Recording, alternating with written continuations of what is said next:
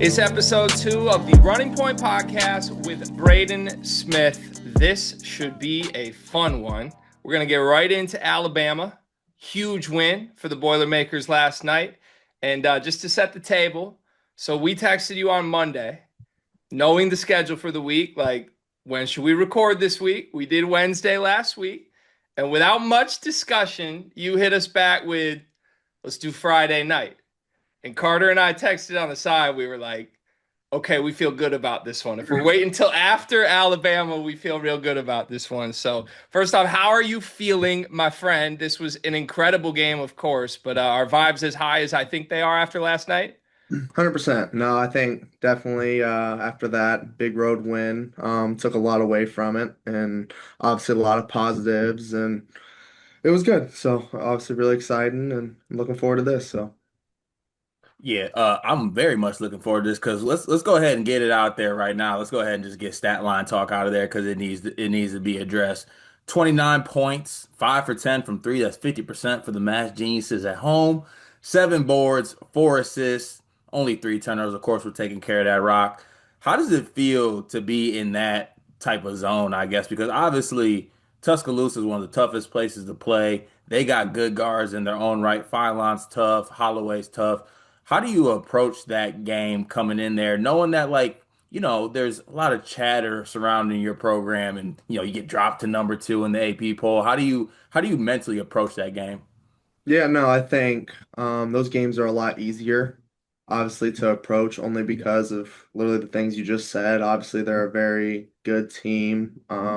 It's an away environment, that obviously adds to it. We also dropped to two, so I mean, obviously, there's a lot of speculation and just talk towards that and why we're there and how we don't deserve to be there, how we deserve to be there, whatever the case is. So, I mean, personally, for me, it's just playing against two other really high level guards, going out there to compete and just show that not only I belong, but that this team belongs at the highest level and where we've been put at all preseason.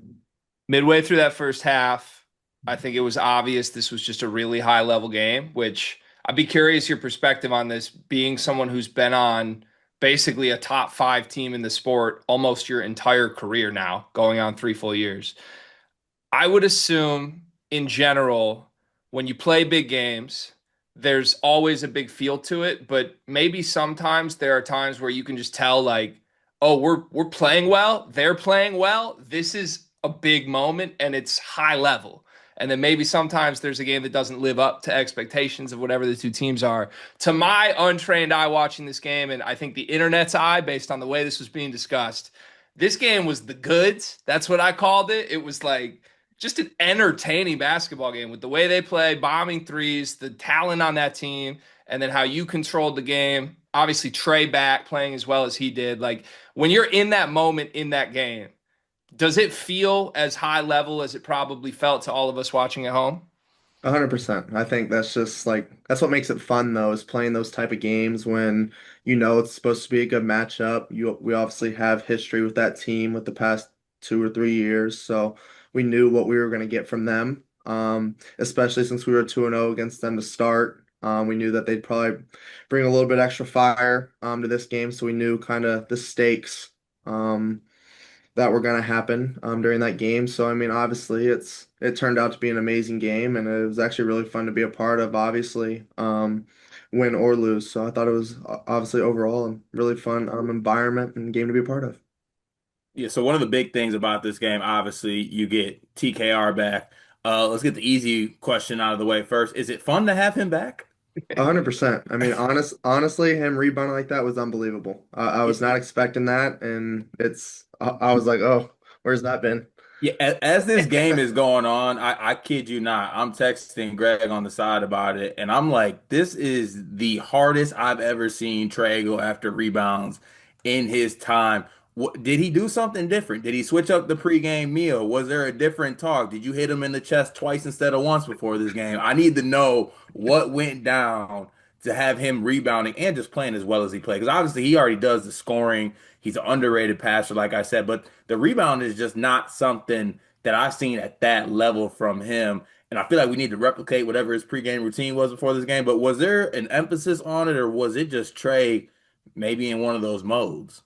I think he was just one of those modes for sure. The only thing different that I know for a fact that's changed was that he told me he's like, man, I'm like really excited to be out there tonight because obviously being able to sit those first two games. So I think it was a little bit of a mixture of sitting out those first two games, and just being. I mean, he loves basketball. I mean, that's why he's there and why we have him on this team. So I think he was just really looking forward and itching to get out there. And obviously, it's a big time game, so it's not hard to get excited for a game like that. So I think it was just a bunch of combination of different things. But So you mentioned rebounding. He had 8 offensive boards. That's a career high for him. 15 boards total in the game. You had 7 of your own.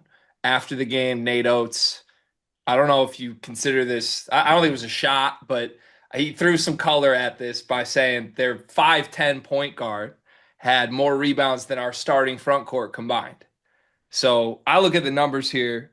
52 rebounds for you guys to 28 for them. I mean, it was pure dominance for a team that I'm sure you know this has not been historically elite on the boards, at least in the last calendar year. So, was this something intentional? Was it schematic? Did you discuss it pregame as a key to the game, or how did you produce this sort of rebounding effort collectively? well, first off to the first point, I don't think it's really a shot at me. I think it's more a shot at his own guys. Like If I I did, was right, G. yeah, I feel like I did my job. I was So defending you earlier. I was like, I don't like this. First of all, we're listed at 6 foot. Okay, it's not 5'10", but I saw that. I was actually watching the video about an hour ago. But no, I mean it is what it is. It's what I do. It's my job, obviously, to go rebound and help rebound at least, because normally my guy's the one running back to get back on defense. So kind of gives me a little bit more freedom to be able to go run in there and get rebounds. But no, I mean just we understood that the first two games, rebounding wise, we were pitiful and really bad for where we should be, especially with the roster that we have. So we all knew that like we're capable of being better than what we are showing right now. And then I don't know why it took a big time game versus a big time team to understand that and finally get in that rhythm. But I think now that that's happened, and I think truly it did start with Trey. Like once I saw him jumping over two or three guys to grab a rebound and throw it off people, I was like, okay, like this is going to be a different game 100%. And then Oscar, obviously, that's what he does. So that doesn't really change a whole lot. And then Daniel, I thought, did a really good job, especially in the second half, getting a lot of rebounds and giving a lot of second chances for us. So I honestly just think it's the combination of the first two games, how we started off really poorly rebounding the ball, and then obviously just Trey, I think, was the big boost for us on that end. Most definitely. So in the post game, Paint praised your guys' effort, right? And I know when people talk about rebounding, some people say it's effort, some people say it's like getting a body on somebody. What what was it that I guess kind of improved the effort? Because as I was watching it, like you stated, I ain't never seen Trey move like that. That boy was getting from the top of the 3-point line all the way down, getting to the other side. I was like, he was treating that like the ball was like a suitcase full of like 10 bands or something like that. So was it just like a an emphasis on effort, or was it maybe just feeling the excitement of playing in that spot in that moment and wanting to win the game?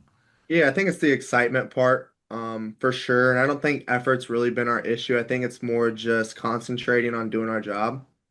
I think that's the biggest issue that we've had, especially for me. Like I got to do a better job, like off the ball or sometimes in our sets or defensively, just concentrating and sticking to our rules. So Paint talks about it a lot. Like I kind of gamble a decent amount defensively at least, which puts us out of position sometimes. Like there's positives and negatives towards that, and obviously like that's just how I play. Like you got to gamble with. I mean, even the passes I throw, it's a gamble. So. Um, I just think it's a mixture of everything, and yeah, I really just think that's it. So when you talk about gambling, does Paint give you the freedom to do that? Is that something he discourages and you've sort of just kept with because it's your instincts? Or like how do you work through that with the coach? And is it part of the approach from Paint that he's accepted with you?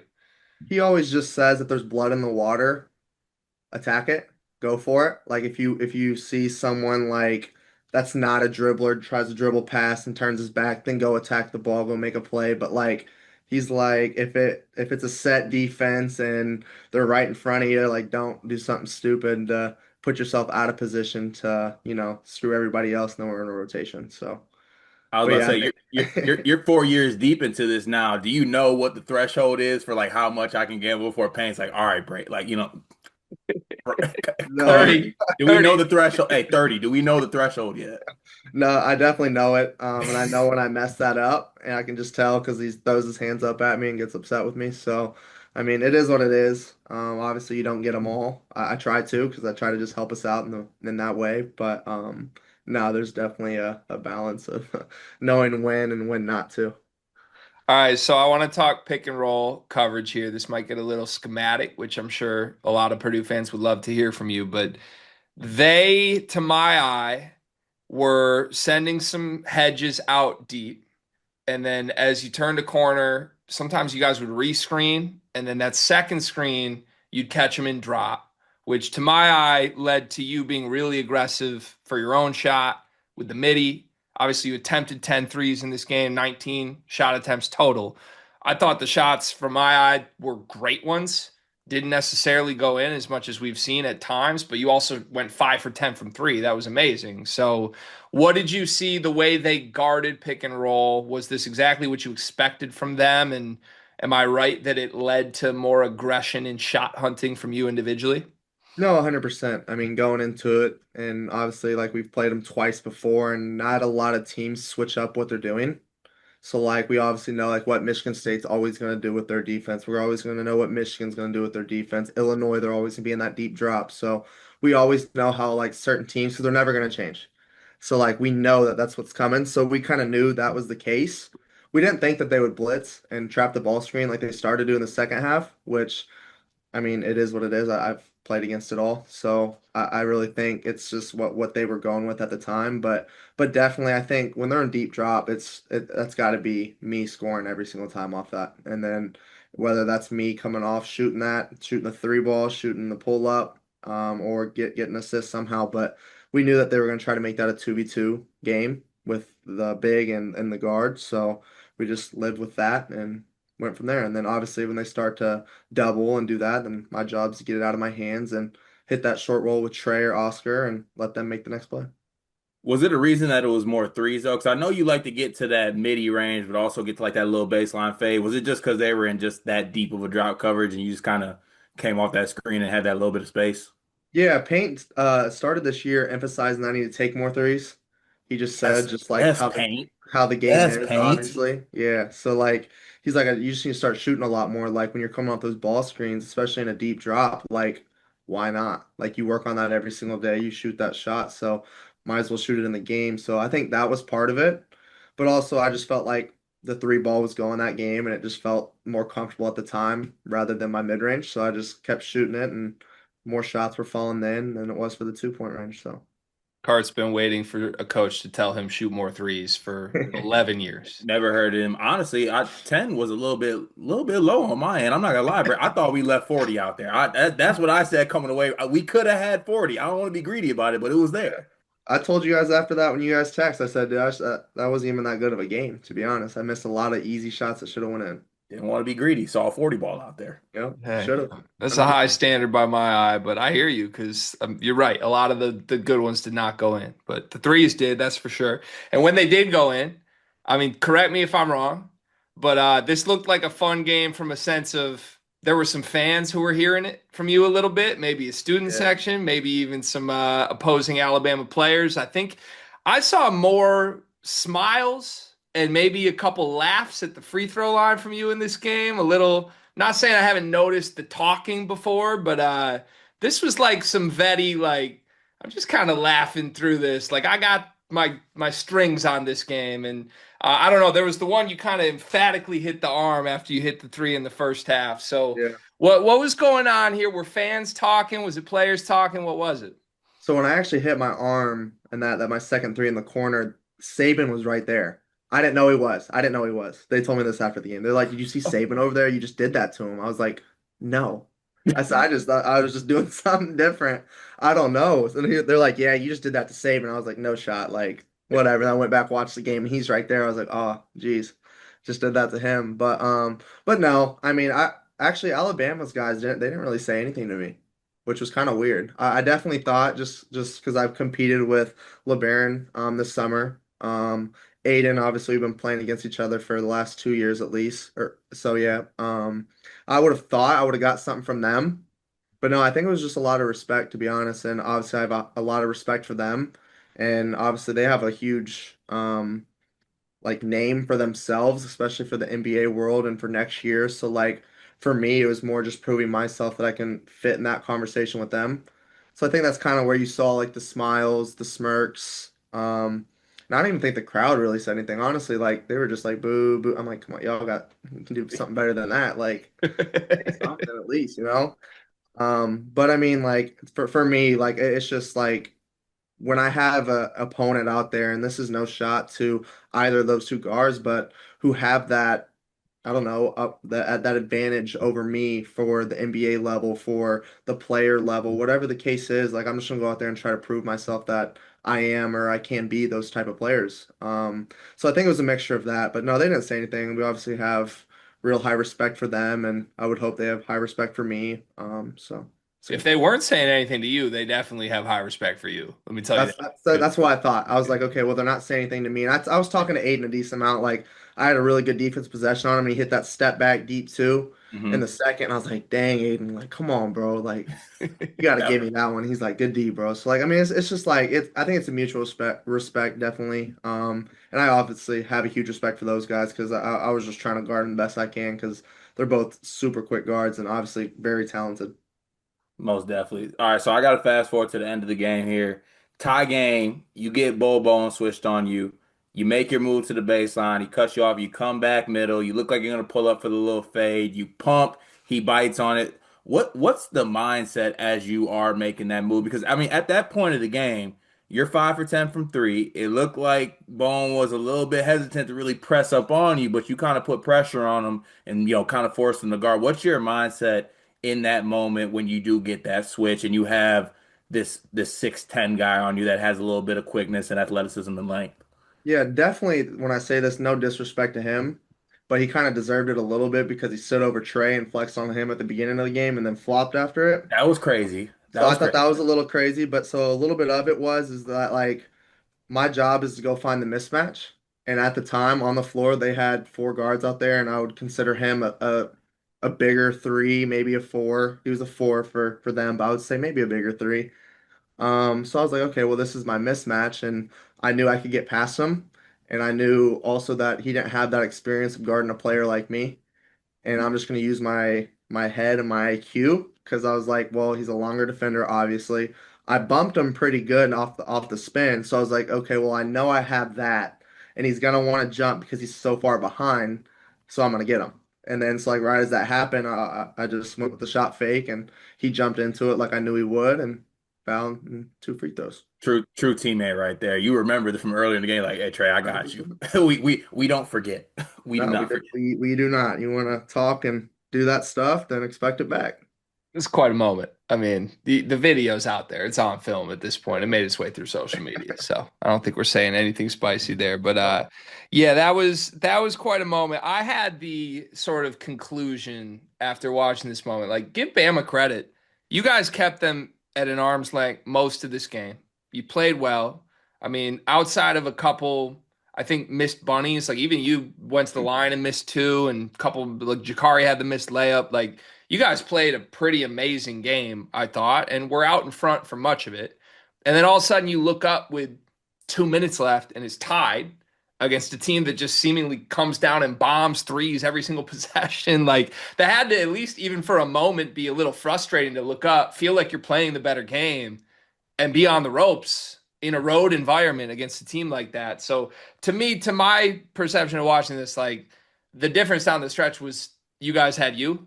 Like, no disrespect to anything else. Trey was amazing, but like in the final three possessions of this game, this was basically you versus the Alabama guards. Who's going to close? To my eye, you did exactly the possession we just talked about, and then one more after it. And I forget what even was the Alabama possession late. Did they? I'm trying to remember what it was. Barron came off and shot that three.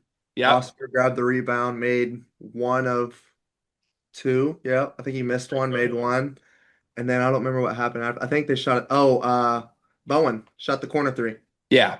We So played good defense, and Bowen shot that corner three, and then Oscar grabbed the rebound and made two free throws. on Phylon, I wanted to ask you on him. He did not have his best game. He's obviously a really talented kid, a potential All-American candidate. I mean, I love his game. I think 100%. NBA people love his game. Finished with 11 points, 1 for 6 from three, 5 for 14 from the floor, 7 assists. Give him credit. That was nice. But what was the defensive approach for you guys as a team with him? Because it did feel like it went beyond any sort of individual assignment with him. It was like almost a team-based approach to make sure we could send multiple bodies in the paint and not give him the driving lanes he normally gets. Yeah, so it's definitely with him and Holloway. We both know that they're very quick. So our pickup point was our heels were at the three. Obviously, Holloway has a little bit deeper range and can shoot a little bit farther. But we know that they're going to use their quickness and they like to reject screens a lot. Kind of just go opposite that big's coming up and go make a play in the paint, which they're both very capable of doing. And they showed spurts of that during the game too. But we just knew that those two were going to go make plays. And I think on the guys, so they're called bluff and stays if they can shoot. So like Holloway's one. Millette, 95. Mhm. He was one. And then I think, and then right cell. Those are the three bluff and stays as shooters. So that's like a fake and then get back on their drives. Everybody else was a full body stop. So like if and credit to Bowen, like he had three or four threes that game. Like credit to him, he made shots. I'm don't really remember number five's last name, but I mean he made a couple shots. I mean Mari Allen, some guys for hit what it's shots, worth. yeah, Yeah. some guys hit shots, but I mean that's what we were gonna live with because we weren't gonna let LeBaron get downhill and do what he does. So we were just going to full body stop that. And then obviously my assignment was Holloway, which he was hitting shots early. So I was like, well, I'm not going to leave him. Like, got to stay with them, obviously. So that's just what we did with our shooters. They had 8 guys make a three. It's obviously a really fun system to watch. Like Oates ball has become a thing in the last 5 years, and he's got the players for it this year. I will not be surprised to see this Alabama team have a great season. Back to that last possession, though. Like again, my hypothesis as a viewer at home here was okay, tie ball game, 2 minutes left. It's the preseason National Player of the Year against some pretty damn good guards from Alabama. To my eye, like I said, I could see you smiling. There were some moments.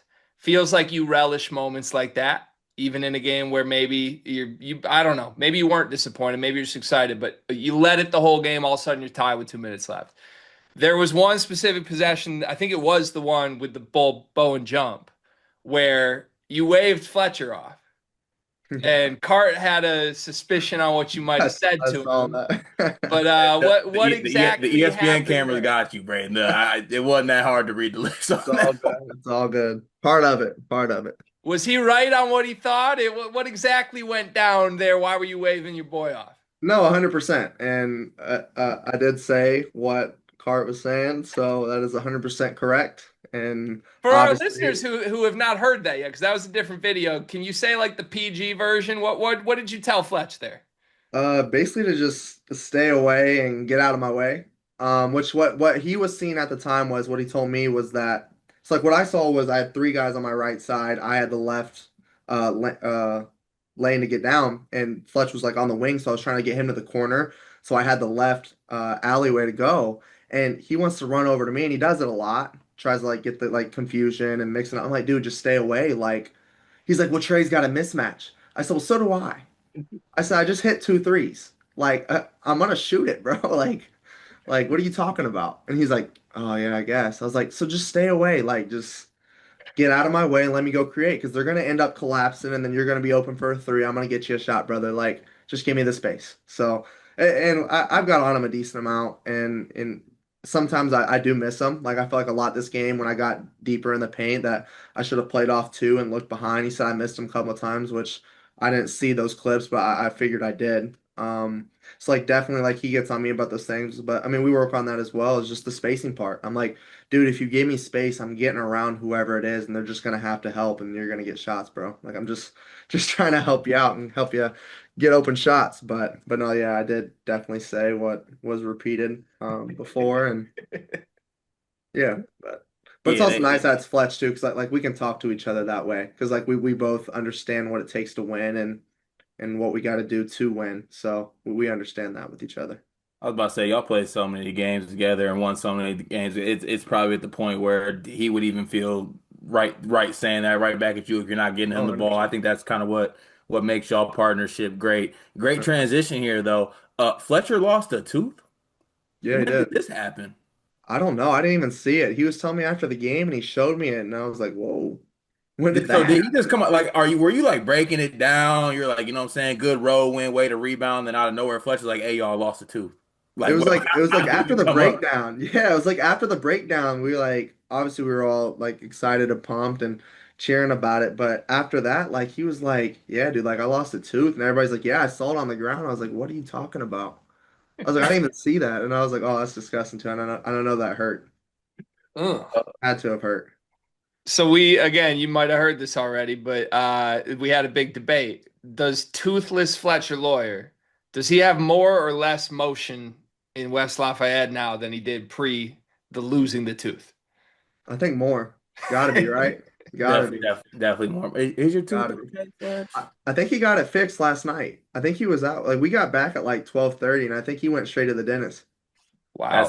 That's also that's the type of motion Fletch had because that dentist office wasn't open. It was not Fletch open. called the lines like, "Hey, Fletch needs a tooth," and that dentist is like, "Give me 5 minutes, I'll meet you there." They did the same thing Respectfully, for me last year too any when I broke my business teeth. in the state of Indiana in between state lines is open for Braden Smith and Fletcher Lawyer whenever they need That, anything. That's how it that makes works. sense. That makes All sense. right. Well, I hope Fletch got right. I mean, that's our guy. So we'll see. Hopefully we can we're gonna get Fletch on at some point this year, we think. Should be. Yeah. Okay, fingers crossed. We'll work on that. Last notes I have on the Alabama game. So, third time you've played Alabama at Purdue. You end this series, at least regular season matchups, 3-0 against them. Oates was very complimentary, you guys, outside of the kind of the ingest thing that was definitely a dig at his own front court. Like, he said you guys were the tougher team, all this respect for you guys. He's seen you and Fletcher and Trey a bunch over the last 4 years. What is kind of as you conclude this series, like looking back on it, was there something about your program versus theirs that led to so much success? Is it just like, is it just you three being so damn good? Is it a stylistic thing that led to 3-0? What, as you look back on it, why did you have so much success in this matchup? I think because they also were so successful and they were always really good each time we played them. So I think we had that respect towards them because we knew that they were a good team. Like when we played them in Toronto, I mean, they were an unbelievable team. I mean, they hit 13 or 14 threes in the first half against us. And last night they made 10. So, like, they always have good players on their teams. And we always knew that playing them. So like for us, I think it was more of a respect thing. Like we know that every time we're playing Alabama, it's going to be a hard fought game, and we know kind of what it is we got to do to win. And I feel like that's kind of like how it is in the Big Ten when you play conference teams. Like you know what it's going to take when you play IU, when you play Michigan State, Michigan, Illinois, like those top teams. Like you know what it takes to beat them, and you got to play to your best ability and do that. And I really just think it's just a really high respect for them. And obviously, they have a great coach and always had great players. So Is there a little part of it though that leading up to every single Alabama game, all you hear about is Bama guards, Bama guards, Bama guards? Because there's a lot of that. I just feel like that's every game at this point. Like, I feel like every year there's always some guard. And it's getting to the point where it's a little annoying. Like, I'm like, well, dang, like, have I not proved myself?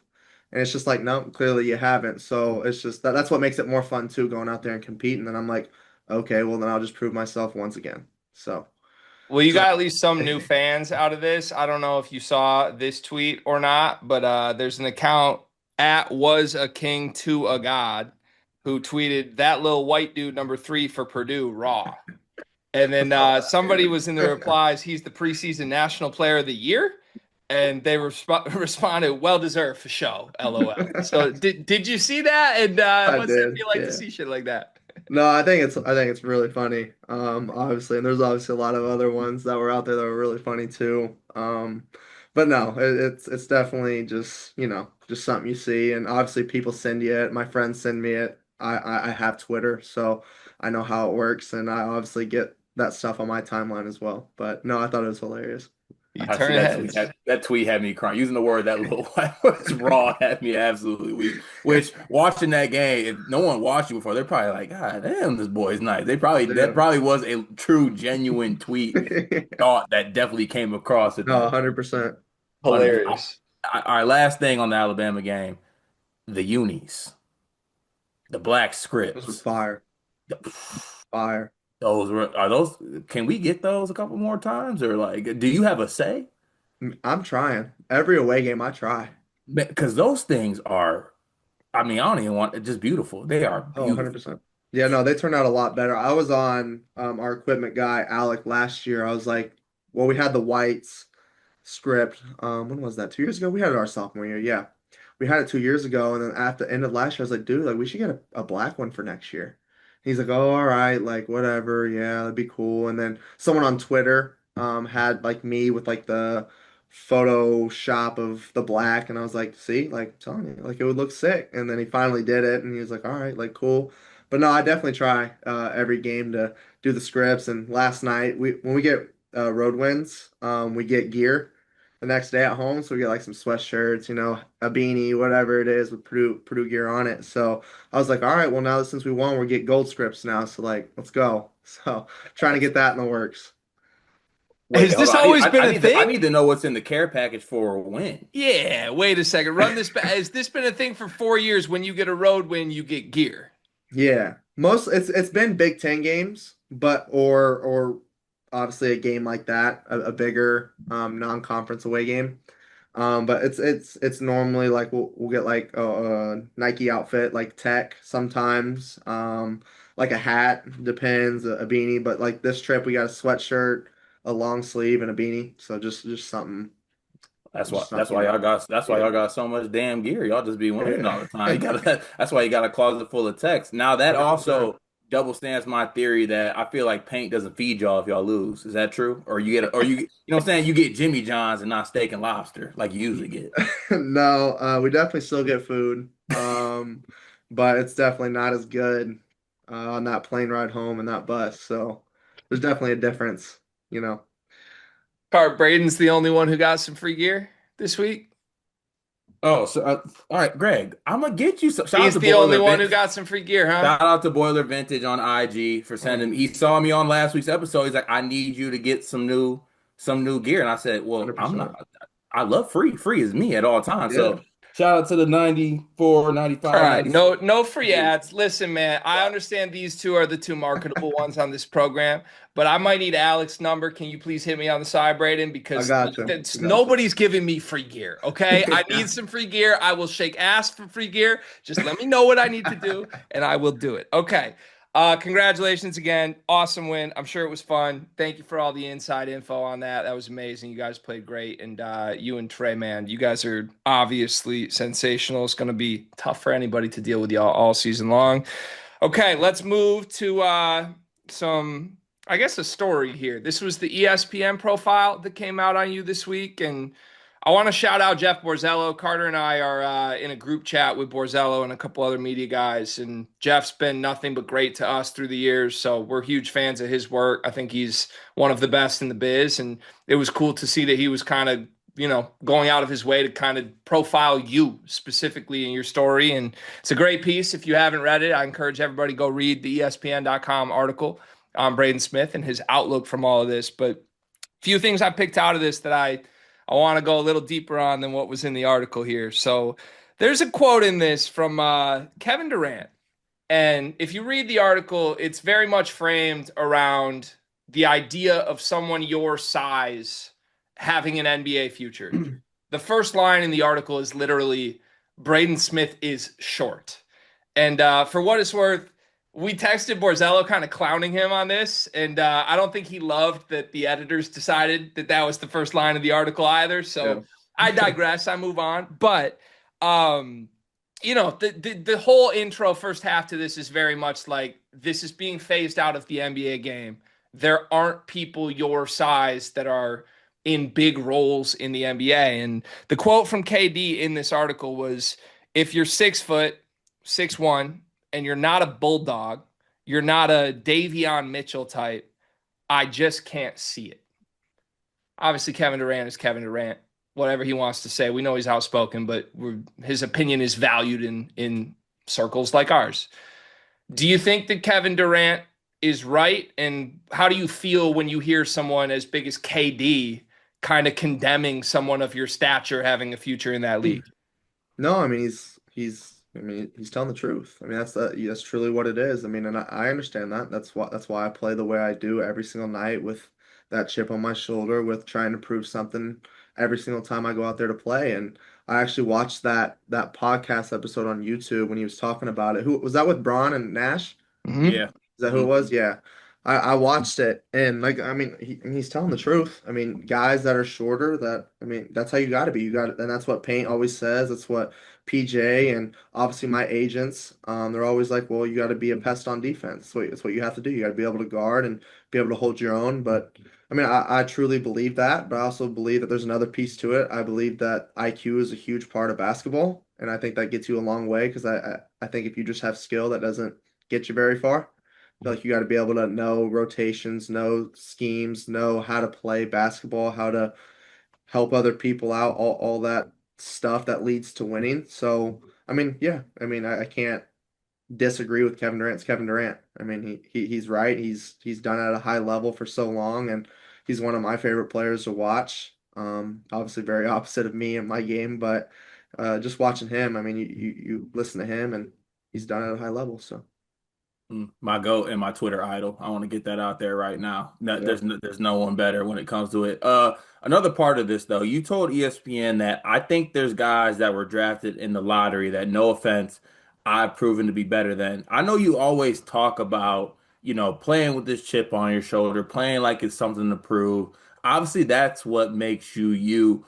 But is there a certain part of you, like, how do you put yourself in the mindset where you don't get discouraged, I guess, because there are a lot of guards that you are, for lack of a cooler term, you cook them. You feel like you're better than them. How do you, I guess, not get discouraged in that spot, seeing that people put you at a certain spot, meanwhile, the people that are maybe getting picked before you, possibly mocked before you, they weren't ready for the challenge of you when it came to one-on-one or in game. Yeah, no, I think one is just me sticking to just working every single day. Like I can't control what people say or what people do. I think just going out there and actually proving it and showing that they're wrong. I feel like that's kind of the biggest thing for me on how to not get discouraged because I'm like obviously like I'm an anomaly. Like I'm a 6 foot white point guard trying to play in a league where the average height is 6'8", 6'6", 6'7", whatever it is. So like obviously like it's gonna be a lot more difficult for me to do that. But like you said, like it does frustrate me with the NBA how people go off based off what they could be and not what they are. And obviously, there's a lot that goes into that. And yeah, I truly do think I'm better than a lot of the people that did get drafted or who are above me. And I feel like I've proven it enough and shown that. But I mean, obviously, it's the NBA and it's a business and it's different than I don't know. I feel like it's more just what people who they can be rather than who they are. And I think that's just the frustrating part. I don't think I really get disappointed with it, discouraged by it. I think it's more just trying to find an understanding, really. Just like, well, that doesn't make sense. Like, how would someone that's playing better than somebody not have an impact or have a chance to be able to go play where they are, if that makes sense. So No. I don't know. There's just a balance. Yeah.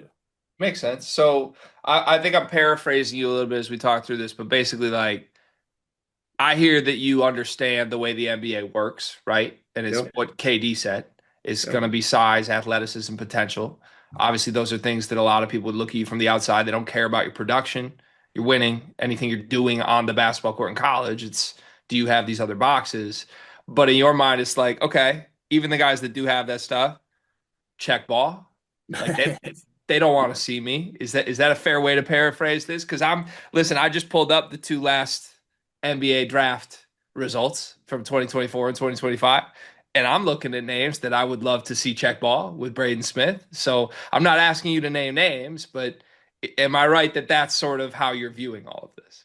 No, 100%. I mean, I think as a competitor, that's how it's got to be. Like, if you want to be good and you want to be able to make it somewhere, like, you got to have that edge and the thought and confidence in yourself that you're going to be, or that you can be good enough and that your work is worthy enough of being in the spot that these players are. And there's no shot to anybody because I think everybody obviously is good enough to, if you're getting drafted to play in the NBA, then you're good enough at whatever you do. So I just think for me, it's always trying to compete and understanding that that guy that's always placed above me, whether that's in a mock draft or who got drafted before. I mean, things will fall in line and work itself out, and I truly do believe that. And if that's me getting drafted at some point, then I'll again prove myself like I've done in my high school years, my college years, and hopefully pro years. So, Do you pay attention to stuff like that, like actively?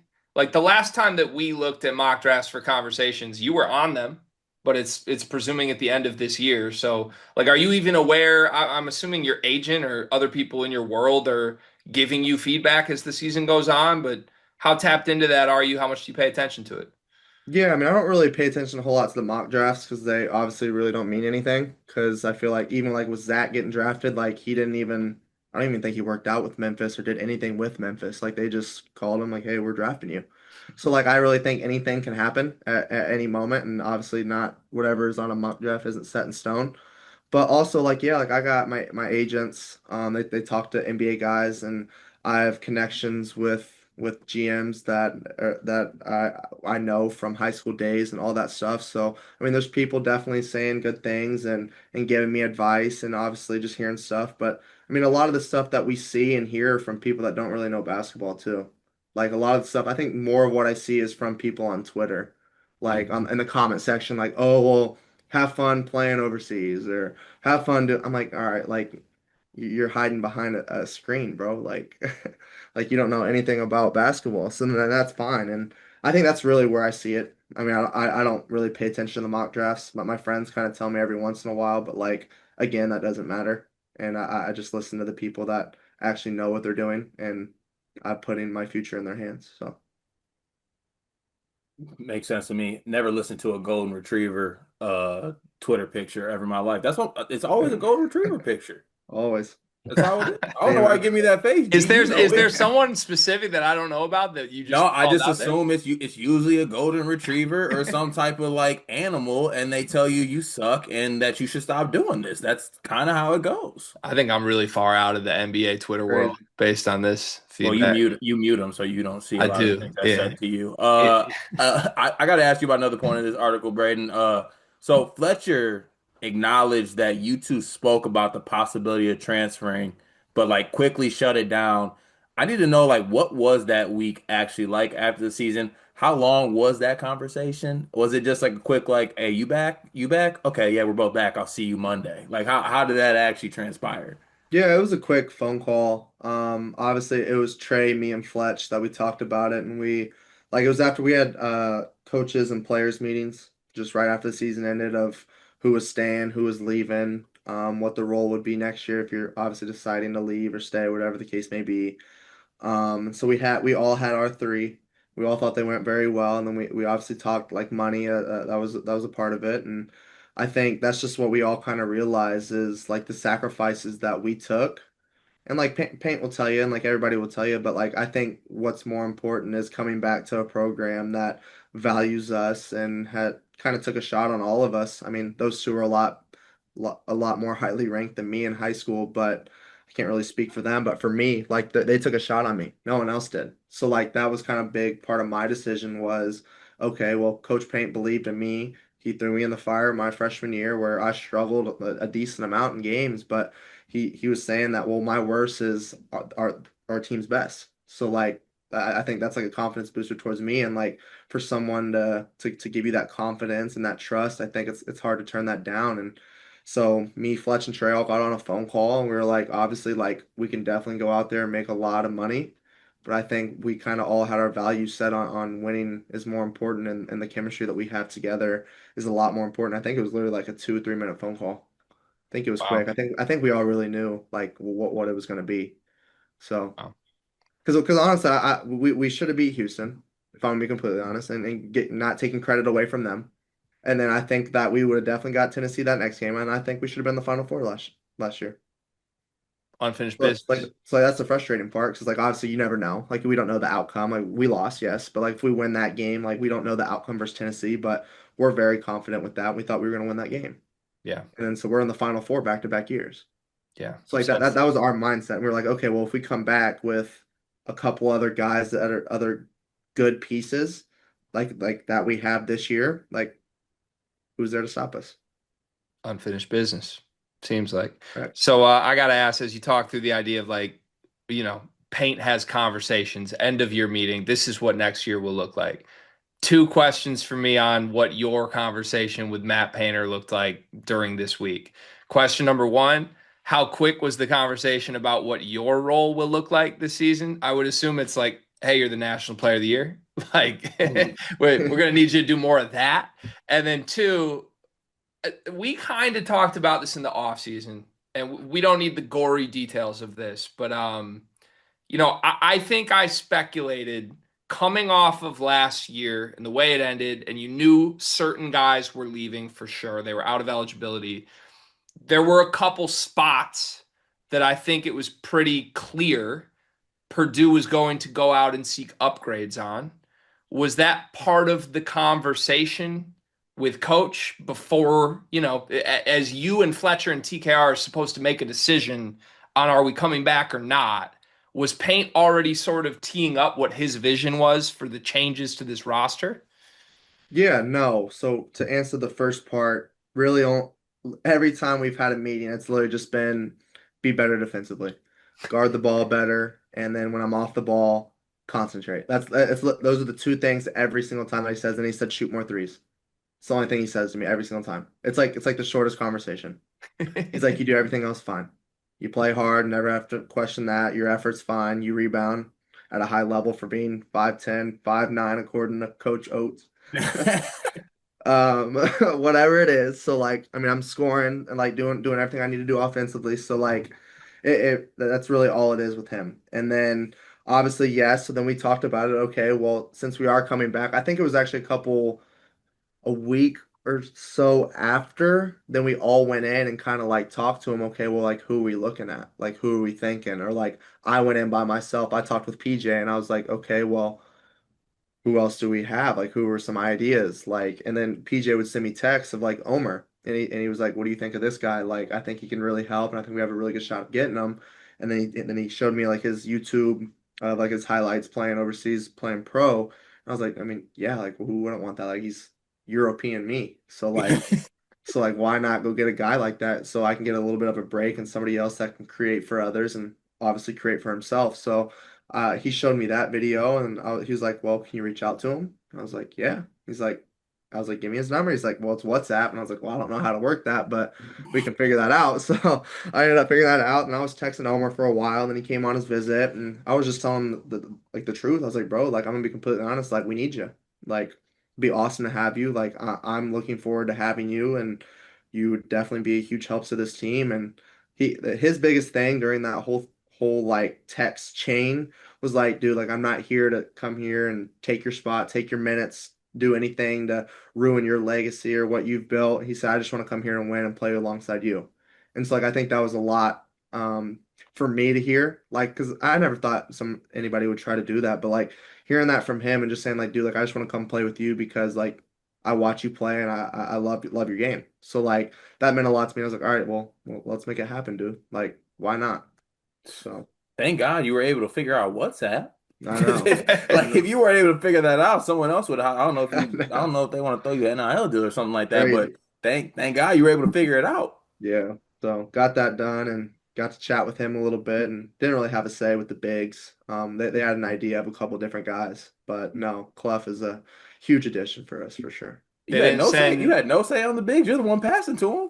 Yeah, not really. They That's kind of had crazy. that. They kind of had that done. So I was like, all right. they I mean, didn't send Trey on a recruiting mission for Oscar the way they sent you on Omer. yeah, I don't know. I don't think so. I don't think so. But me and PJ obviously have a different relationship too, kind of like best buds. So like we talk to each other in ways that really good friends would. So Love it. 100%. All right, I got one more question on this whole quote unquote week because I think this ESPN story really was the most detailed version of events of this. I think there's been a lot of internet speculation on what the offseason was like for you. And, we've heard sort of the one-liners, the Purdue side, I think even your side of like it wasn't really up for debate. Basically, the more detailed version of that is like, yeah, it took 3 minutes on the phone with these guys and we knew we were back. But the one thing I feel like I'm still curious on selfishly, and you can give as much detail to this as you want to. There have been rumors that there were other teams that aggressively sought you, regardless of how quickly you had made your decision. Even if you had already informed Purdue you were back, I would assume there might still be teams that try to change that. Is there any truth to those rumors? And like, I'd assume from your side, there was probably nothing that was going to change this decision you made. You made the right decision. But for once and for all, is the internet right that there were some teams out there that threw something crazy at you to try to get you to leave? 100%, 100%. I'm not. I don't know if I want to say the teams. There was a decent amount of highly, like, I don't know, top teams that did, and I, like I said, like there was never any doubt that I would leave. Like I was like, no, ever. But there was a world like if I were, there was one team that I would go to, and that's the only team I would go to, and that would have been Duke. That's just the only team. But like I said, like I had my mindset. I was like, no, like I'm not going anywhere. Like I'm staying. I'm going to Purdue. But like obviously, like growing up, like Duke's your dream school, right? Like they've always been good. They have a history. Obviously it's I don't really need to go into detail there and explain their program, but like that would have been my I don't know, like a crazy world that happens. But no, there were a couple teams that did reach out and say some stuff, but it was more towards my family. They never said anything to me, so and I don't know what the rules and stuff with that is. That's why I don't want to throw people under the bus.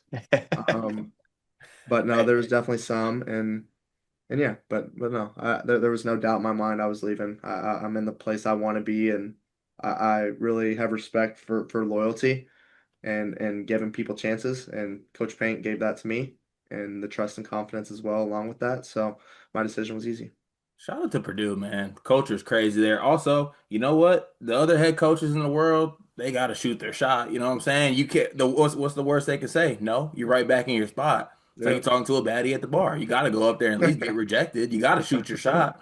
But it is. I think it's cool though because obviously, you got this like the legacy word's thrown out there so much, right? And now you can like cement yourself in like Purdue. Obviously, legacy's already there. You've done a lot so far, but this year you just have so much in front of you. I think it's really cool to see in this era, even as I'll consider myself a fan that's like pro player, I guess. Like I like seeing players get what they deserve, maybe get in a new situation. It's still cool to see you and even your teammates, Fletch and Trey themselves. They could have gone to a bunch of different places.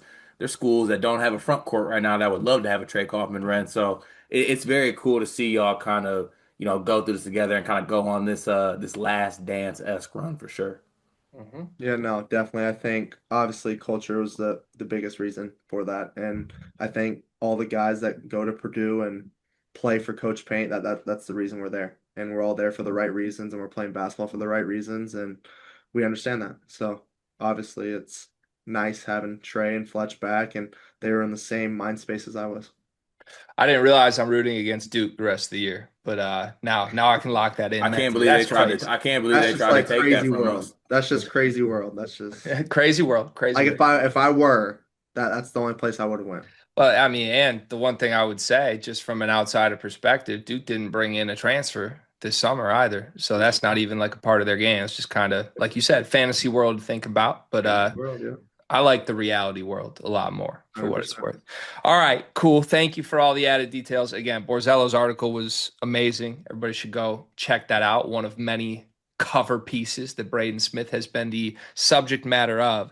Something else cool this week, the new Purdue recruiting class was announced four-man class here.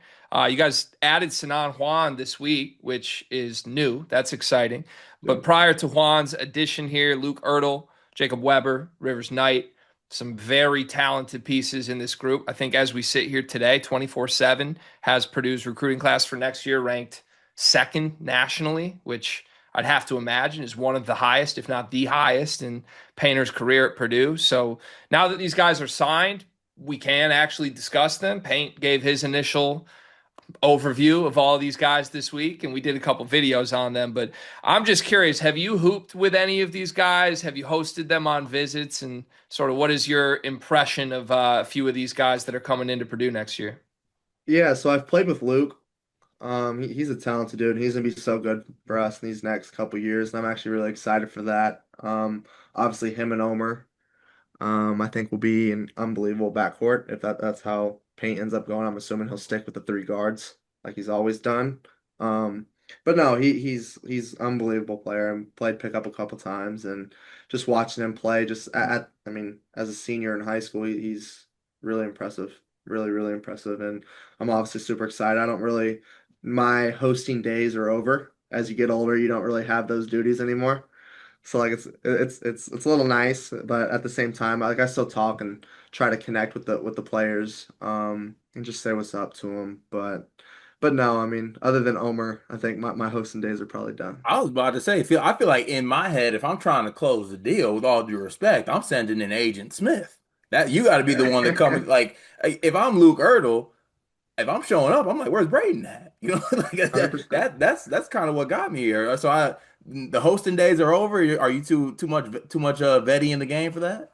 I don't know if it's really that. It's always been freshman, sophomore. That's kind of what they do because that's usually the age that they're around, and then those are the guys you're gonna play with. So I think it's more of that rather than. But no, like I've been around too. Like we'll have like dinners and stuff, and like I'll go to those and go hang out with people. Like I was in shooting one night with my buddies, and I don't remember who it was.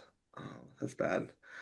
Someone else was in there shooting, and I was just like chatting with them and shooting with them, talking with them, some of the recruits. And I mean it's just like it's more like a family thing. Like people come around, we always say what's up and show that love that way. But no, again, just super excited for obviously Purdue in these next couple years post us, and looking forward to that. Who's the host on the current team? Who's the best host? The best host. Oh, Like who's I mean, Paint's go-to if we're trying to like get this commitment verbally across the finish line? Like you mentioned, it could be one of the underclassmen. I got a guess on who it is, but let me hear your guess first. Who do you think it is? I mean, my guess is that Antoine would be a good host. It's He's in year I one. actually don't. I actually don't think it's him. I mean, My I my think it's my CJ my guess is Jakari. Omer. No, I think it's CJ Jakari, Benner, Daniel. Raleigh's been around a little bit. I think because they're all roommates too. So Um, like, I think it's just like one room, and like they'll have them all over to the room. But normally, like they'll go like hang out at wherever their apartments are, and or go back to Mackey. I mean, we got video games in our little lobby area in our locker room, so they'll play that too. But like I said, like I think it's more just like who's closer to age, which obviously the freshman would make sense, but like they don't know a whole lot. I mean, they just got on campus like 3 months ago, so I think it's kind of difficult. So I think you're kind of going for those second, third year guys, but yeah, no, I think it's mostly them, and I think they do a pretty good job. I think they take them places and go hang out, and they seem to have a good time. So. as long as he's not too vetty, Fletch would embrace the hosting role, I Oh would yeah, think too. 100%. It would be Fletch out of anybody. Yeah. If Okay. age wasn't anything involved, I would say Fletch would be the best. Fletch is a man of the people, truly. I through this whole process, I have extended myself to realize I relate to Fletcher Lawyer more than I ever really thought I would in life, and honestly, I'm okay with it. Uh, I gotta ask you two things here. One, based off that last question, now, when you do hoop with these dudes, you and Ertl going at it? Are you like kind of letting them know like it's still kind of levels to this, or is it just kind of casual pickup? Yeah, he didn't really guard me a whole lot. He did a couple times, but we had some pros like Dakota Matthias. He had Mm. these runs set up at Grand Park, so in Westfield. Obviously, I live 10 minutes from there, so I was like, yeah, like I'll come play. Fletch came down. It was during one of our breaks. I don't remember which break it was, but it was during a break.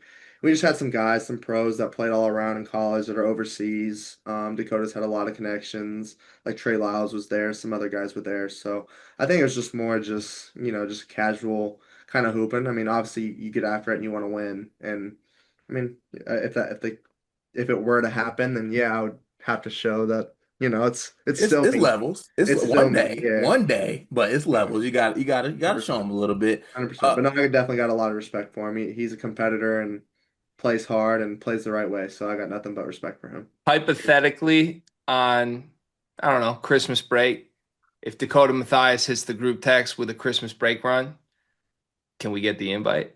Yeah. I need that.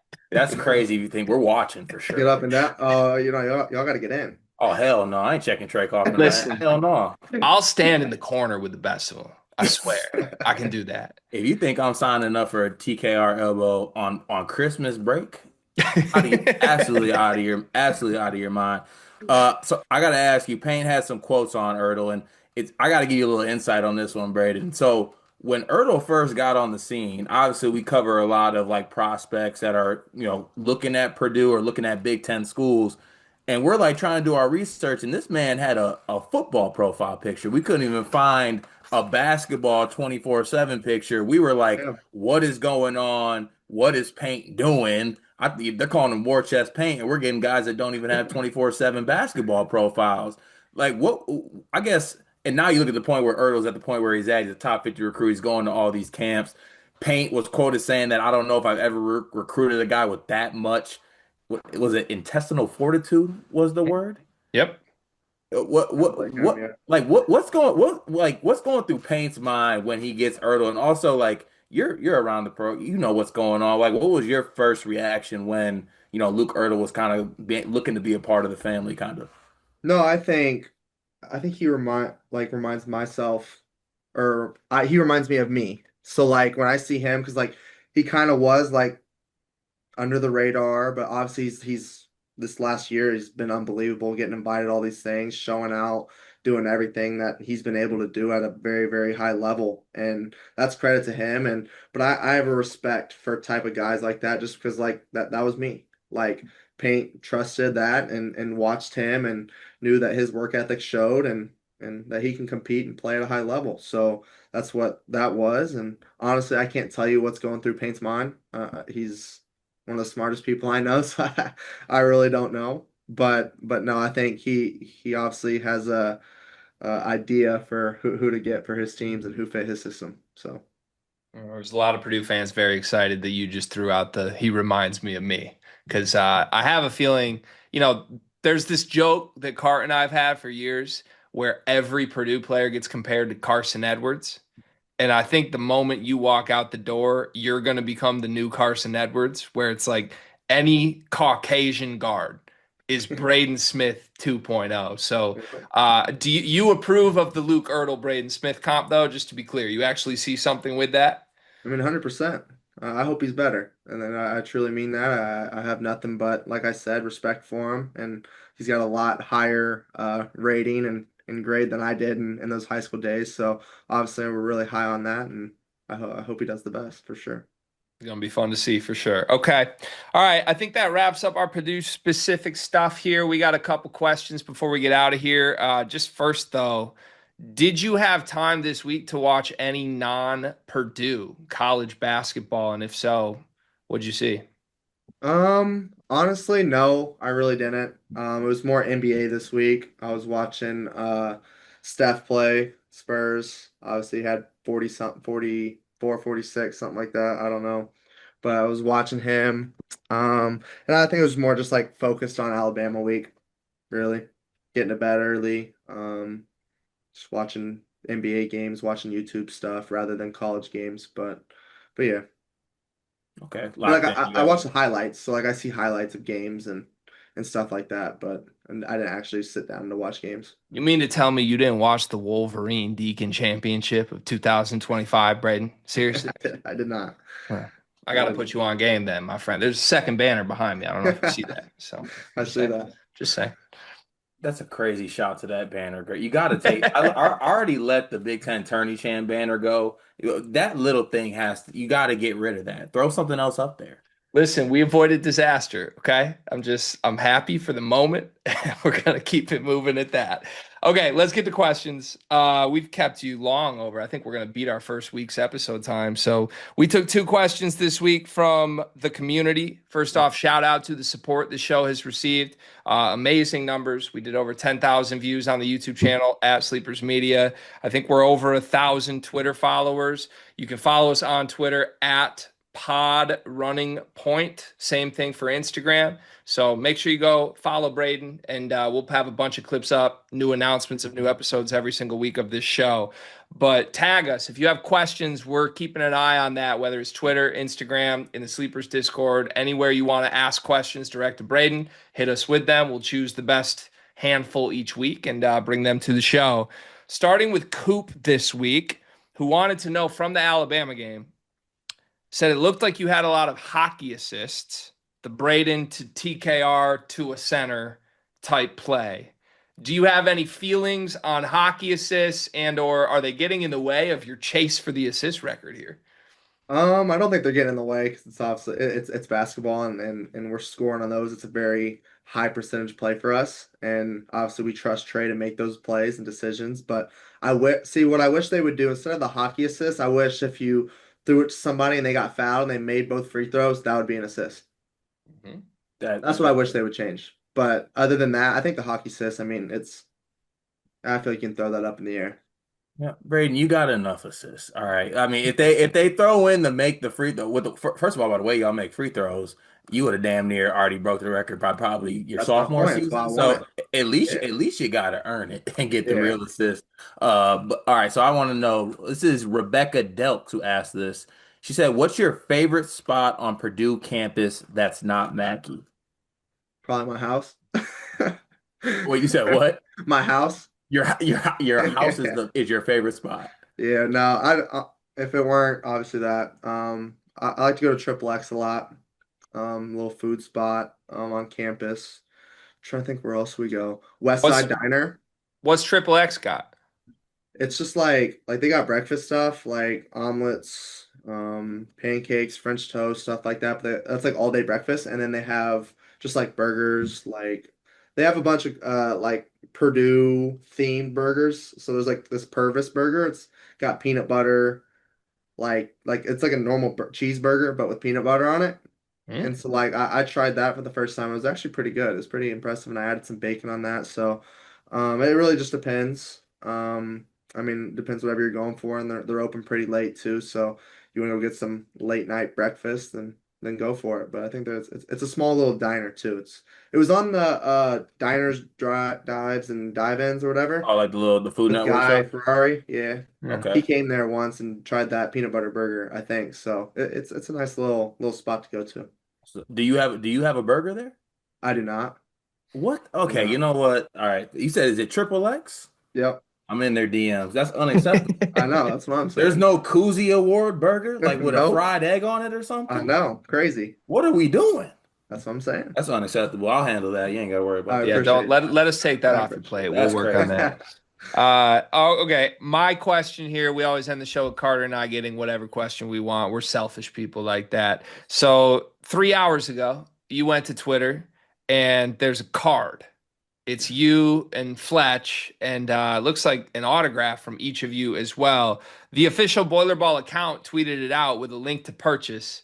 And then you said, if anyone gets this, hit me up. I'd love to negotiate it. So first off, what's the story of the card?